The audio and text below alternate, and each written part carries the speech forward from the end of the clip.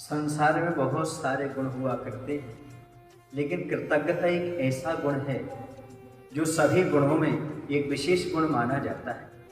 जिसके पास सारे गुण हैं लेकिन कृतज्ञता का गुण नहीं है, समझो उसके पास कोई भी गुण नहीं है। और जिसके पास एक कृतज्ञता का गुण आ जाता है, समझो उसके पास जीवन में सारे गुण आ जाते हैं।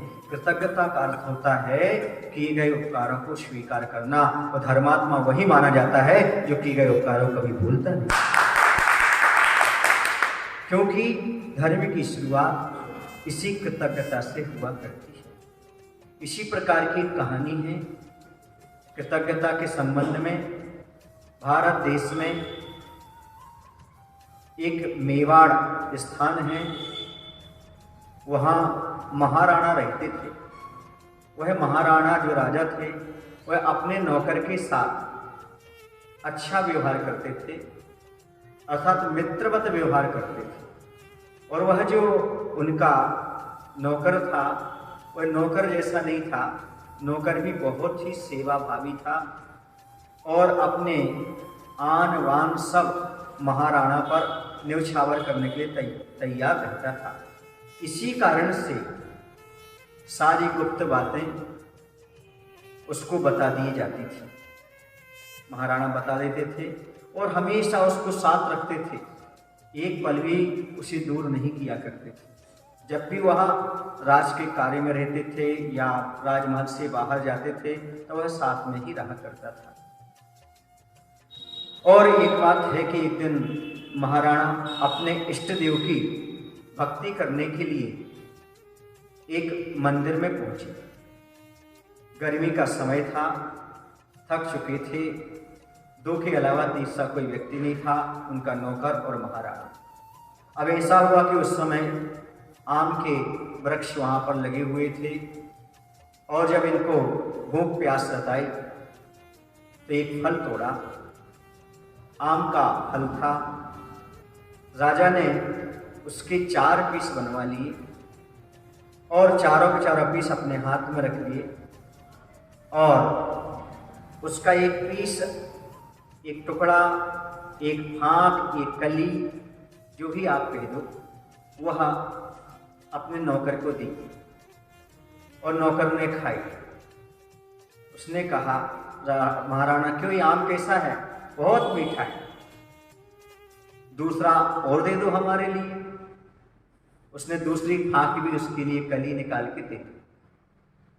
दूसरी भी खा ली उसने बड़े चाव से, बड़ी बहुत अच्छी है, अब तीसरी और दे दो। उसने तीसरी भी निकाल करके उससे दे दी। अब एक बची राजा के पास, वह कहता ये भी दे दो। राजा कहने लगे, भाई आज तक तुमने हमेशा 4 भाग में से 1 भाग ग्रहण किया है और 3 भाग हमें दिया है, आज तुम्हें हो क्या गया? तुम इतने भूख प्यास से व्याकुल हो गए कि अपना कर्तव्य भूल गए। तुम ये भी भान नहीं रहा कि हम राजा के सामने हैं और हम 3 उसकी जो फाँक खा चुके हैं, एकमात्र बची और वो भी तुम मांगना चाहते हो।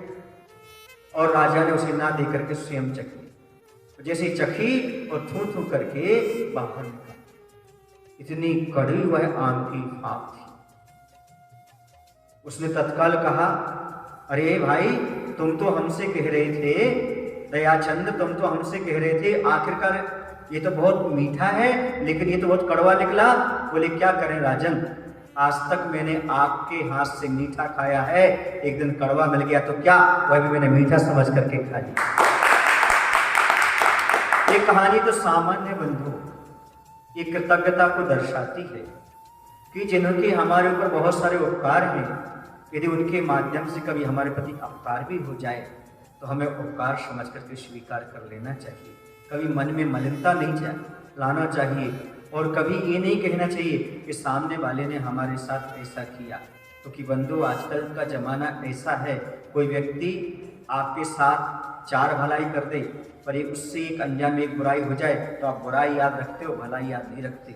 लेकिन वह दयाचंद वास्तव में धार्मिक था और कृतज्ञता ज्ञापित कर रहा था, जानता था उपकारी को उपकार कैसा माना जाता है। आज के पुत्रों से सबसे मेरा ये कहना है, समाज के सज्जनों से भी यदि आपके माता पिता इस समाज से, गुरु से हमेशा आपको सब कुछ अच्छा मिलता रहा है और यदि एक दिन आपके लिए कोई कड़वाहट मिल जाए तो बुरा नहीं मानना और ये समझना कि हमारा उनका प्रसाद है और उसे स्वीकार कर लेना, यही आपकी कर्तव्यता है।